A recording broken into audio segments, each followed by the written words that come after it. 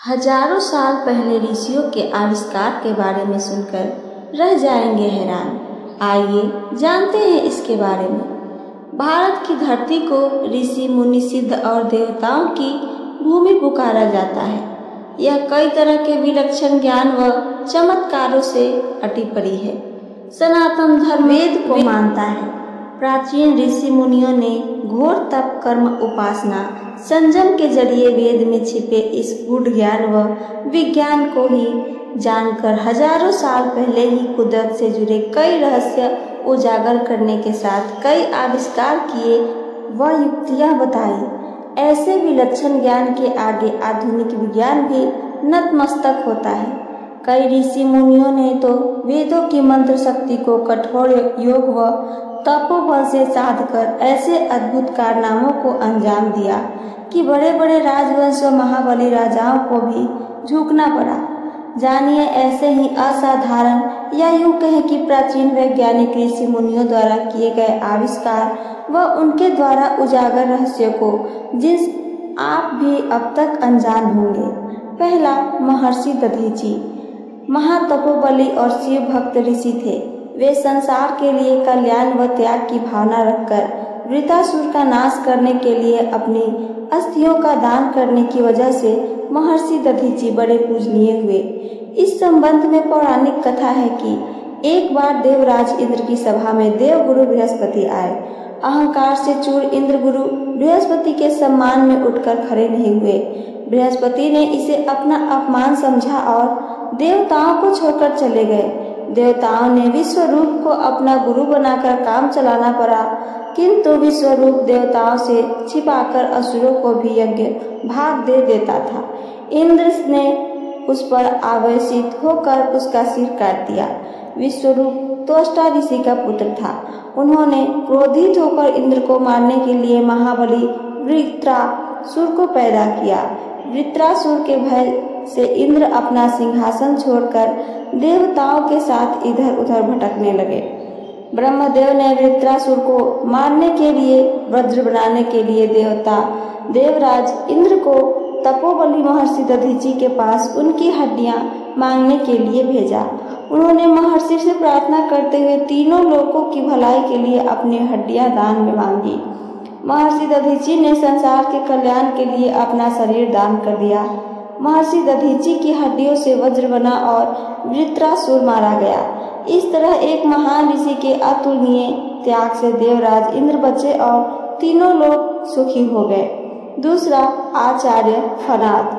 फनाद परमाणु शास्त्र के जनक माने जाते हैं। आधुनिक दौर में अणुविज्ञानी जॉन डाल्टन के भी हजारों साल पहले आचार्य फनाद ने यह रहस्य उजागर किया कि द्रव्य के परमाणु होते हैं। तीसरा, भास्कराचार्य।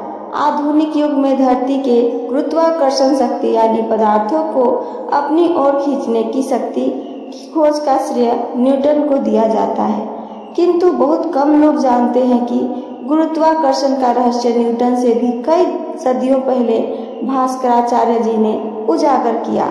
भास्कराचार्य जी ने अपने सिद्धांत शिरोमणि ग्रंथ में पृथ्वी के गुरुत्वाकर्षण के बारे में लिखा है कि पृथ्वी आकाशीय पदार्थों की विशिष्ट शक्ति से अपनी ओर खींचती है। इस वजह से आसमानी पदार्थ पृथ्वी पर गिरता है। चौथा, आचार्य चरक।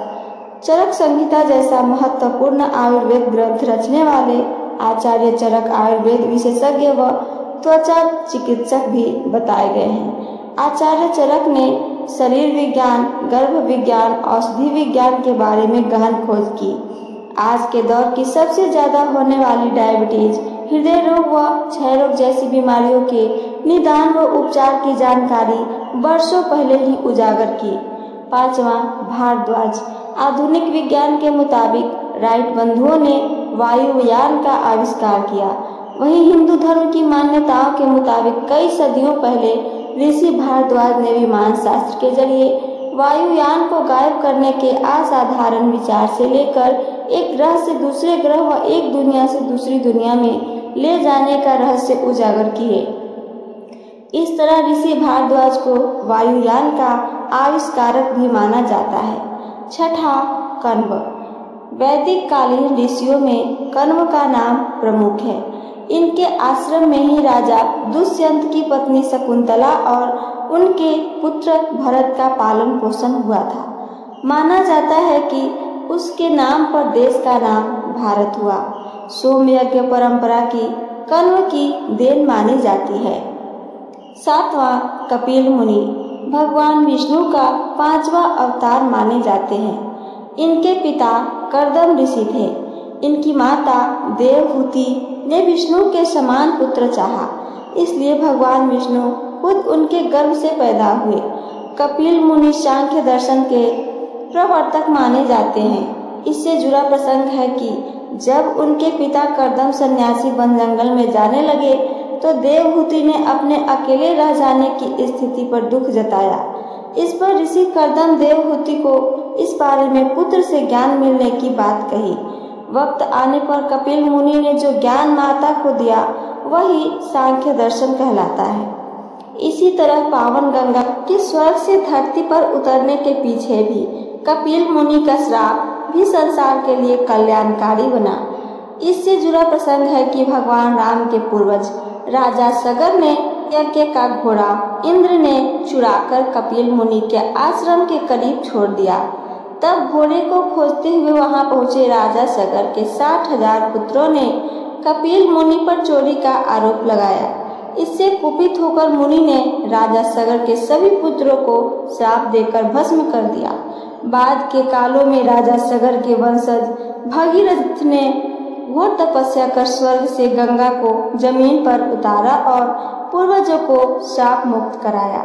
8वां पतंजलि आधुनिक दौर में जानलेवा बीमारियों में एक कैंसर या कर्क रोग का आज उपचार संभव है, किंतु कई सदियों पहले ही ऋषि पतंजलि ने कैंसर को रोकने वाला योग शास्त्र रचकर बताया कि योग से कैंसर का भी उपचार संभव हो सकता है।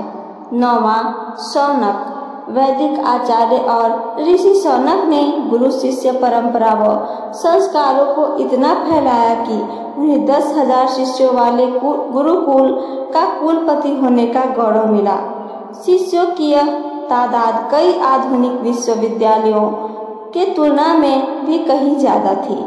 10वां महर्षि सुश्रुत ये शल्य चिकित्सा विज्ञान यानी सर्जरी के जनक व दुनिया के पहले शल्य चिकित्सक सर्जन माने जाते हैं। वे शल्य कर्म या ऑपरेशन में दक्ष थे। महर्षि सुश्रुत द्वारा लिखी गई सुश्रुत संहिता ग्रंथ में शल्य चिकित्सा के बारे में कई अहम विस्तार से बताया जाता है। इनमें सुई, चाकू व चिमटे जैसे तकरीबन 125 से भी ज्यादा शल्य चिकित्सा में जरूरी औजारों का नाम और 300 तरह की शल्य क्रियाओं व उसके पहले की जाने वाली तैयारियां जैसे उपकरण, उबालना आदि के बारे में पूरी जानकारी बताई गई है। जबकि आधुनिक विज्ञान ने शल्य क्रिया की खोज तकरीबन 4 सदी पहले की है। माना जाता है कि महर्षि सुश्रुत मोतियाबिंद, पथरी, हड्डी टूटना जैसे पीड़ाओं के उपचार के लिए शल्य कर्म यानी ऑपरेशन करने में माहिर थे। यही नहीं, वे त्वचा बदलने की शल्य चिकित्सा भी करते थे। 11वां वशिष्ठ वशिष्ठ ऋषि राजा दशरथ के कुल गुरु थे। दशरथ के चारों पुत्रों राम, लक्ष्मण, भरत व शत्रुघ्न ने इनसे ही शिक्षा पाई। देव प्राणी व मन चाहा वर देने वाली कामधेनु गाय वशिष्ठ ऋषि के पास ही थी। 12वां विश्वामित्र ऋषि बनने से पहले विश्वामित्र क्षत्रिय थे। ऋषि वशिष्ठ से कामधेनु गाय को पाने के लिए हुए युद्ध में मिली हार के बाद तपस्वी हो गए। विश्वामित्र ने भगवान शिव से अस्त्र विद्या पाई। इसी कड़ी में माना जाता है कि आज के युग में प्रचलित प्रक्षेपा शास्त्र या मिसाइल प्राणी हजारों साल पहले विश्वामित्र ने ही खोजी थी। ऋषि विश्वामित्र ही ब्रह्म गायत्री मंत्र के दृष्टा माने जाते हैं। विश्वामित्र का अप्सरा मेनका पर मोहित होकर तपस्या भंग होना भी प्रसिद्ध है। शरीर सहित त्रिशंकु को स्वर्ग भेजने का चमत्कार भी विश्वामित्र ने तपोबल से दिखाया था। 13वां महर्षि अगस्त्य वैदिक मान्यता के मुताबिक मित्र और वरुण देवताओं दिव्य तेज यज्ञ कलश में मिलने से उसी कलश के बीच से तेजस्वी महर्षि अगस्त्य प्रकट हुए। महर्षि अगस्त्य घोर तपस्वी थे। उनके तपोबल से जुड़ी पौराणिक कथा है कि एक बार जब समुद्री राक्षसों से प्रताड़ित होकर देवता महर्षि अगस्त्य के पास सहायता के लिए पहुंचे तो महर्षि ने देवताओं के दुख को दूर करने के लिए समुद्र का सारा जल पी गया। इससे सारे राक्षसों का अंत हो गया था। 14वां गर्ग मुनि। गर्ग मुनि नक्षत्रों के खोजकर्ता माने जाते हैं, यानी सितारों की दुनिया के जानकार। ये गर्ग मुनि ही थे जिन्होंने श्री कृष्ण एवं अर्जुन के बारे में नक्षत्र विज्ञान के आधार पर जो कुछ भी बताया वह पूरी तरह से साबित हुआ। कौरव पांडवों के बीच महायुद्ध विनाशक रहा। इसके पीछे की वजह यह थी कि युद्ध के पहले पक्ष में तिथि क्षय होने के 13वें दिन अमावस थी। इसके दूसरे पक्ष में भी तिथि क्षय थी। पूर्णिमा 14वें दिन आ गई और उसी दिन चंद्र ग्रहण था।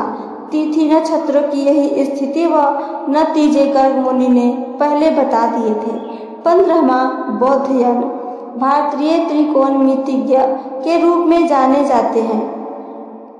कई सदियों पहले ही तरह तरह के आकार प्रकार के यज्ञ वेदियां बनाने की त्रिकोणमितीय रचना पद्धति बौद्धयन ने खोजी थी।